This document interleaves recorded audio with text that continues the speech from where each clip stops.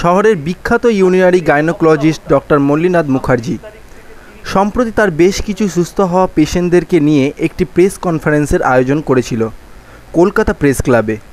আলোচনা সভায় ডক্টর মল্লিনাথ মুখার্জি জানালেন, আজকে তো প্রথম কথাই হচ্ছে যে এই ওয়ার্ল্ড কন্টিনেন্স উইক, কন্টিনেন্স শব্দটার মানে কি?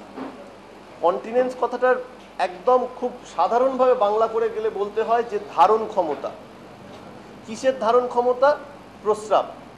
বিভিন্নভাবে যারা ইউরিন লিকেজ হয়, হাঁচিতে কাশিতে ইউরিন লিকেজ, বাথরুমে পৌঁছবার আগে ইউরিন লিকেজ, এই নিয়ে আজকে আমরা রয়েছি। আজকে সোসাইটিতে অ্যাডাল্ট ডায়াপারের চাহিদা বেড়ে গেছে।